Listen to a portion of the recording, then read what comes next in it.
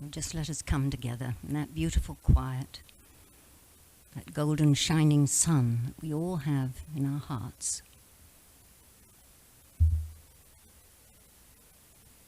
And let us remember before God the great need of all humankind, and that we may pray to God. So we make quiet the busy mind of every day. Let us open our hearts to the Father, Mother, God, and to Christ the Son, to the Holy Trinity of wisdom, love, and power.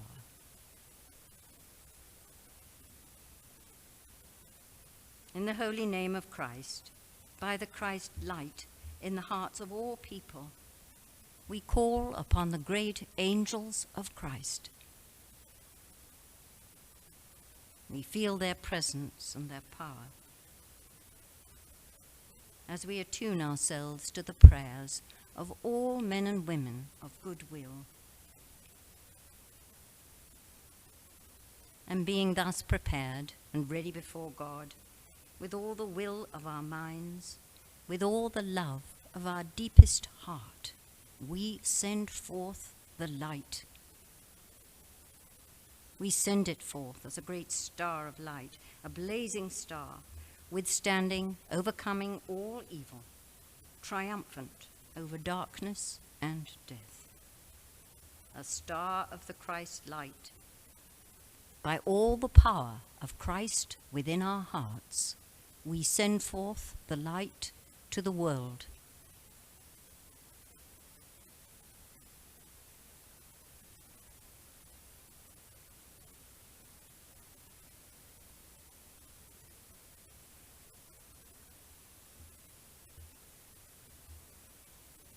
We hold in the heart of the Christ star the leaders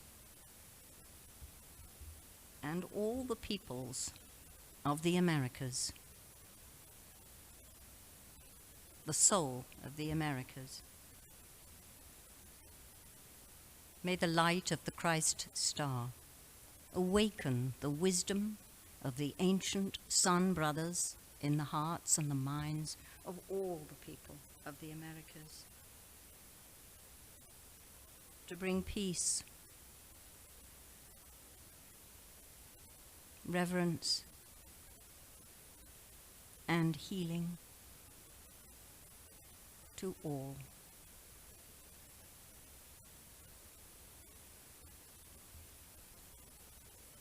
Now let us hold anyone known to us personally who is in need of help or healing. Just see them radiant in the light. And those close to us who may have recently passed, we just see them enfolded in this beautiful, transformative light, which is all love.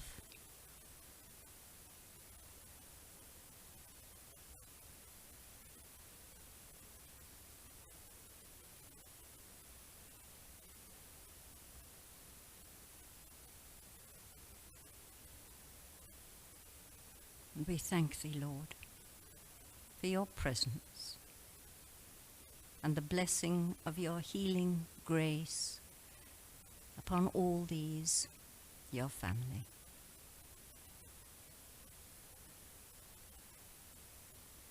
Amen. Amen. Amen.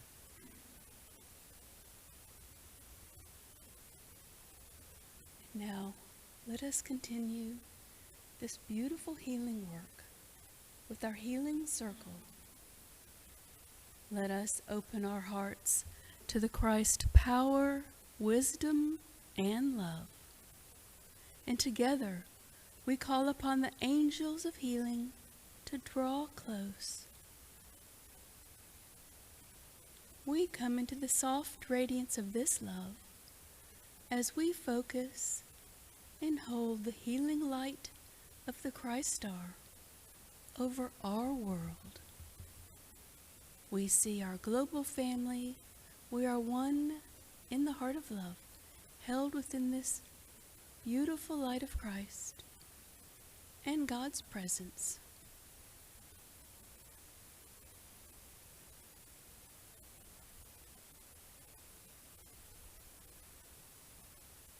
we pour forth this light to any area in need.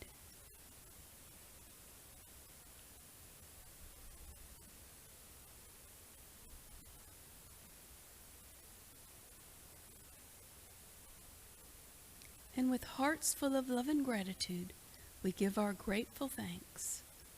Amen. Today, Jane has selected a beautiful set of teachings from White Eagle given in September of 1958. We welcome you all. 3 points we have in mind today. The first is right thought. The second is right action. And the third is right living. And the last two resting upon the foundation of the first point, right thought. The power of thought and the extent of the influence of right thought is beyond man's comprehension. Of course, right thought is ever based upon God. It is God thought, good thought. You have heard the saying that thoughts are things. What a person thinks today, he becomes tomorrow.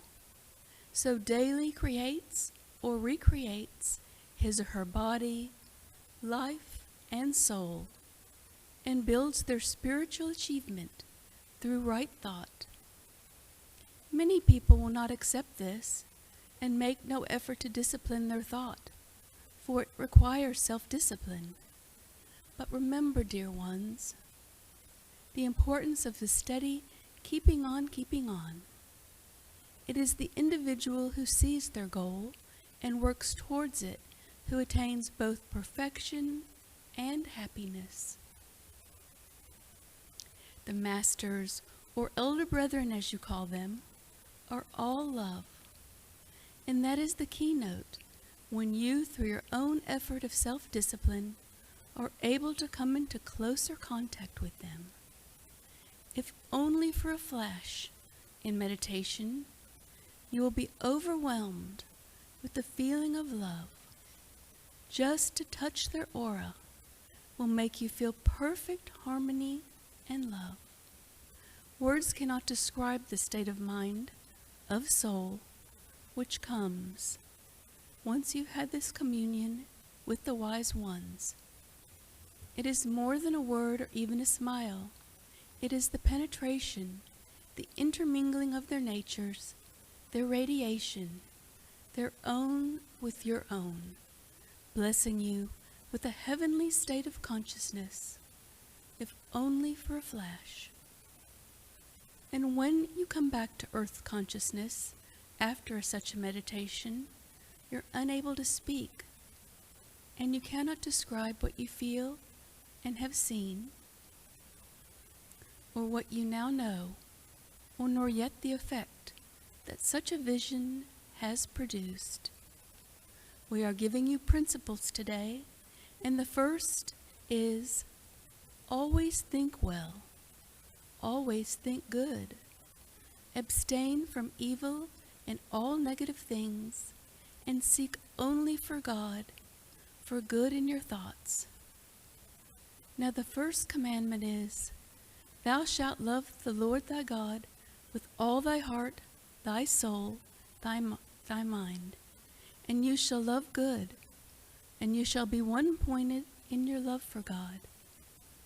Your life should be lived in God thought, with the thought of good, looking for good, believing in good, trusting in good, constantly holding good thought about life generally, and about your neighbor, always seeing the better, the good side of things, never the negative, and you will be surprised at what will result.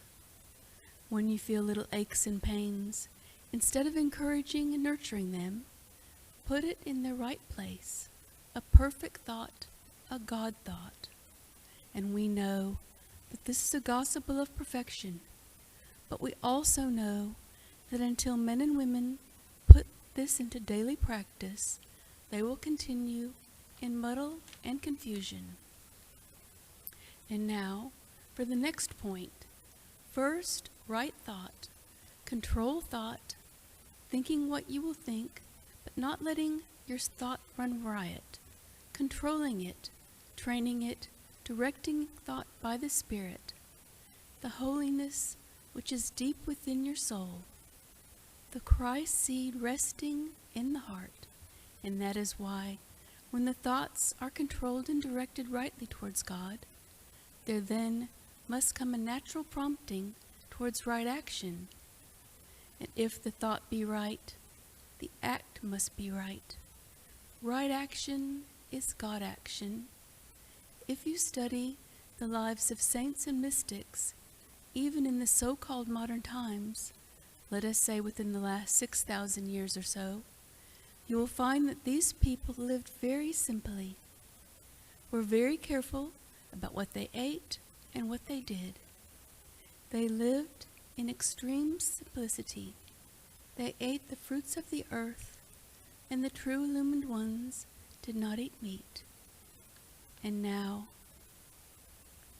the masters have already demonstrated for you the result of right thought.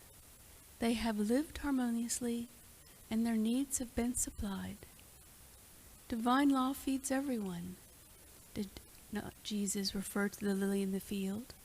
Did he not say that God is aware of the need of his child? Even the very hairs of your head are numbered, and not a sparrow falls to the ground, but your Father knows it. Beloved, if you're putting the law of God into action in your life, you will be fulfilled. And as Christ said, if I be raised up, I will raise all men with me. No life is lived into itself, and a good life has an influence, an effect upon many lives. One man living in total isolation can send a great light out to the world. Even today, there are people living the life of a saint who apparently do little but are a great influence for good. They pray, they heal, they uplift, they inspire, they create beauty, harmony, and surely such a creation is the work of God, working through his human child. We do hope these few words will give some basis, which in the days ahead you can contemplate, reason, and take time to feel that beautiful presence of God on which to build a renewed life. Peace be with you. Amen. Good morning again. I think we've all probably noticed that we've become really nicer people over this period of time. We've all had to work at ourselves. We all look around ourselves and say, gosh, the world really needs us, doesn't it? I think we're probably just a mad guess, 3/4 way through the constriction. But it won't end until we have arrived at exactly the place we need to arrive. And that's all good. And the wonderful thing is we have each other. I suppose I thought immediately when I picked this subject, right thought, right action, and right living, immediately of what White Eagle said in a talk many years ago. He said, very rarely do we see the thoughts set out as a beautifully arranged desk. The rest of the thoughts are a complete muddle. Now, in thinking of desks and thinking of my own desk, I'm a completely lost cause. So thinking and getting thoughts arranged is quite a task, isn't it? So I suppose the first thing is to detect what is a thought. We evidently, I know the scientists sorted out how many millions of thoughts went through our little brain daily or hourly. Hundreds of thousands of thoughts, which really are like a sort of freight train with absolutely no destination. However, if we slip down into the heart, into that heart mind, where everything is filtered through love, we will find there's absolute sorting and purpose. We can't go actually into the mind and the heart and be led astray. It's completely still in there. And you know what I noticed as we were doing our prayer for humanity and just settling in together here, the increased power of each one's ability to hold that light. That's wonderful, you know. That's a huge step forward. Just us little group, able to hold the light which is going to bring change. So here we are, in this wonderfully peaceful temple. And we have a chance at this moment to bring our thoughts under control, slipping our focus into that heart chakra, that glorious, peaceful well of peace. I think some in the world think perhaps advancement or progress is made through a lot of intellectual information. We follow certain teachers, and we form certain communities. Everything on the outside. Yet few realize that it's the absolute quiet, simplicity of coming into the heart that truth is found, and the seed of true life begins to take root. I suppose we can, just like a movie, watch our thoughts as they parade through the mind, knowing that if we slow it all down, we might be able to make sense of it all. You know, we can even change our life.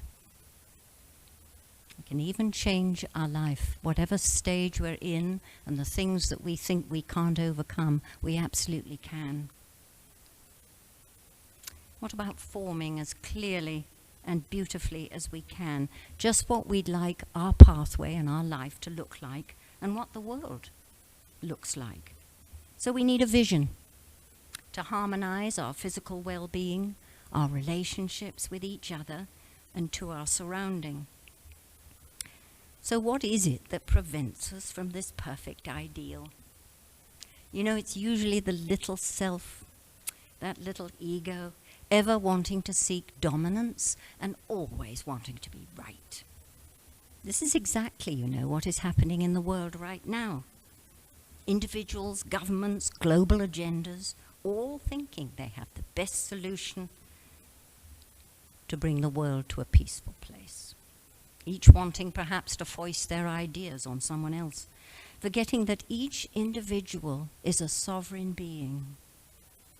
Each has been given the freedom to live as they should, to know the best for that individual soul, for our individual soul. Let's face it, this nation was founded on that very ideal, the precious freedom for all. So often, and I know Cindy was sharing a few thoughts the other day, and several of you have, where, you know, this world has become a little polarized at the moment. Everybody with their thoughts about what is right for everybody else. And perhaps a sense of courtesy and graciousness has gone out of our lives. I'm not thinking about us in this room, because I know we're very conscious of that. But to respect and honor where each person is coming from. Each is a sovereign being, a loved child of God, and each knows what is right for themselves. So who are we to proclaim our thoughts thinking they're better than anybody else's? For they're not. They're perfect for us. Perfect for us. So maybe we can strive, and to help others strive, to greet each other with some sense of this courtesy, this some sense of what is right for them. Let us respect and honor just as we honor our own. Surely we can communicate our differences and our thoughts, perhaps very different, with a gentleness, born of the realization that every single soul is part of God and is here to learn those lessons it has chosen. And so perhaps when we address each other, bearing this in mind, and to those particularly who are angry and lost, just find that special understanding in our hearts. we remember again, as White Eagle has said on many occasions, thoughts carry vibrations.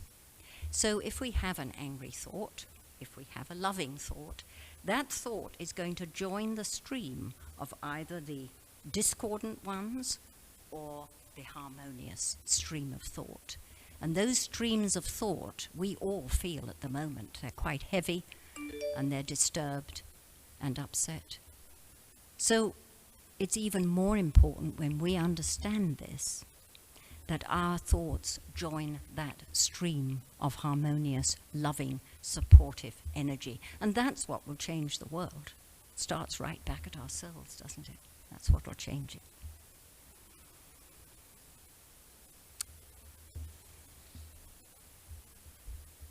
Now, most all of us identify ourselves with the body we're in, don't we?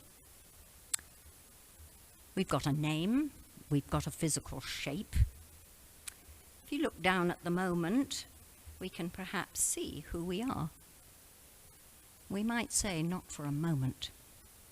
Think of the countless lives that each one of us has lived. Think of the wonderful things we have learned and stored into our greater self. Think of the magnificence of the God light that lives right inside us all, and all the potential we have to live with right thought, right action, right living. When we can move away from the door of this false image of self, which seems so limited but is not, and realize our magnificent beingness, how could we fail? When we let go of this little self, this little ego and its mind brimming over with inconsequential thought, a most wonderful expansion can take place in us. And we begin to really recognize our divinity. Perhaps you can feel it now. A most lovely expanding sun shining in the heart. Perhaps we can let go of all those fears that can only exist in the little self and really step out into the fullness of life. You know, with this newfound freedom of really realizing who we are, there is nothing that cannot be achieved. Nothing. With that comes an enormous power. And together, it's a power beyond words. Perhaps we can all step into that flow of love, which knows no limitation, and it embraces all life, each other, all the ones who perhaps we have differences, so-called, with. The only differences lie in the mind. They can never lie in the heart, because we're all aligned in the heart. It takes time, doesn't it?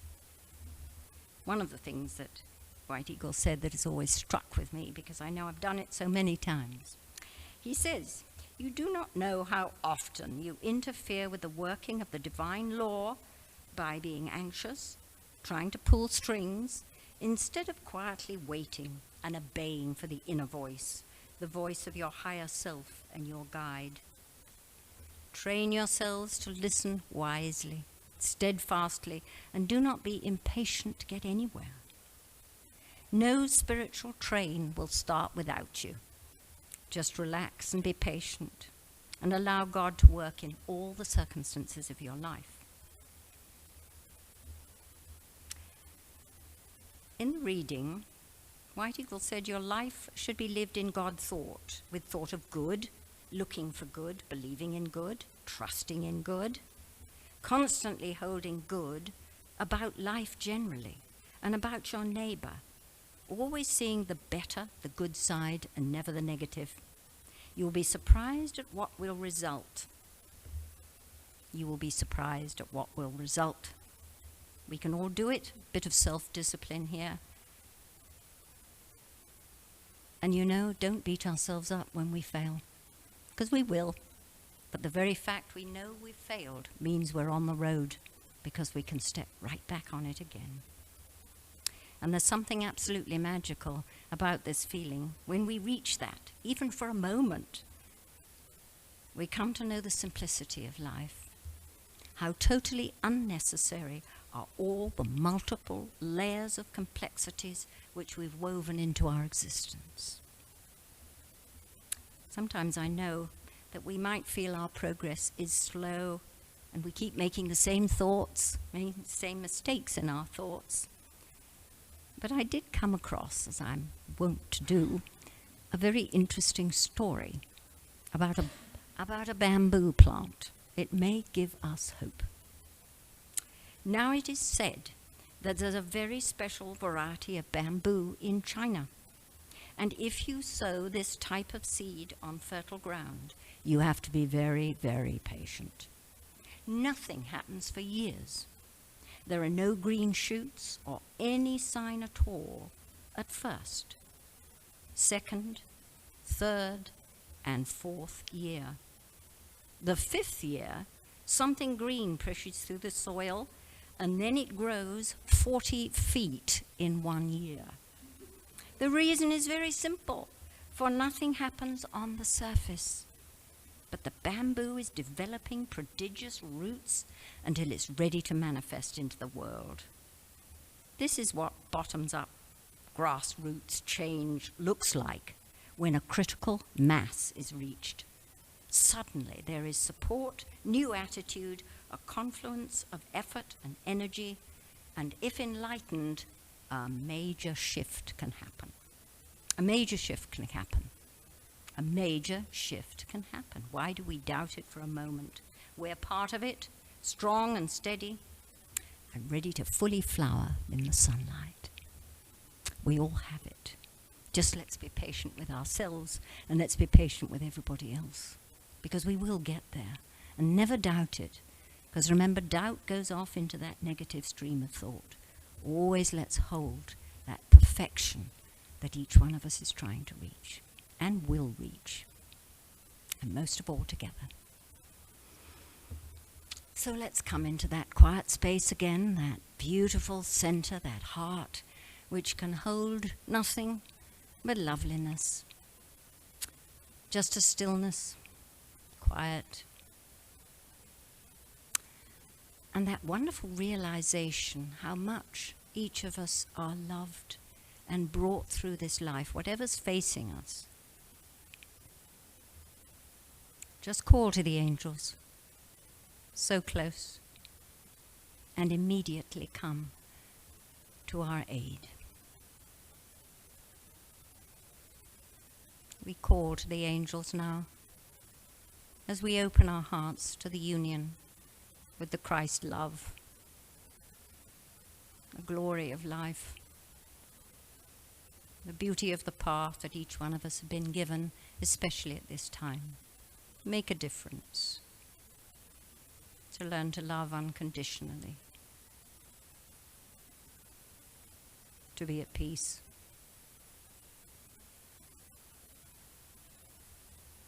So let us visualize in the heart of our temple the Christ presence.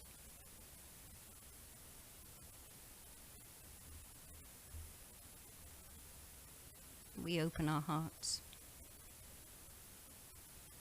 We absorb that love, and we are filled.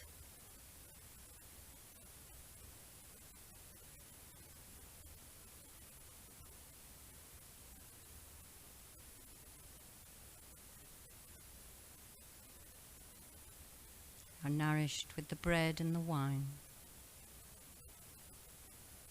the bread which sustains us, the wine of spirit which fills us with light.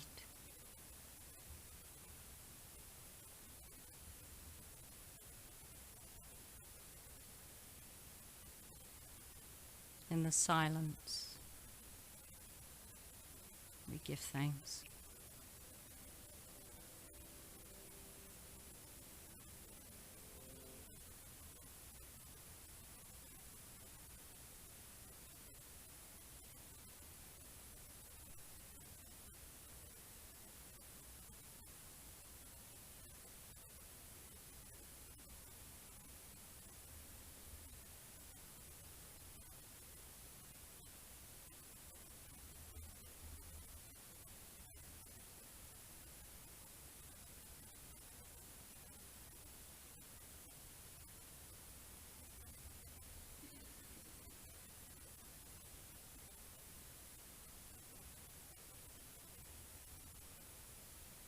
and giving thanks. We're so aware of those who guard and guide our life. May we walk together as we let the light shine. In the name of the Father, Mother, Christ the Son, a Holy Trinity of wisdom, love, and power.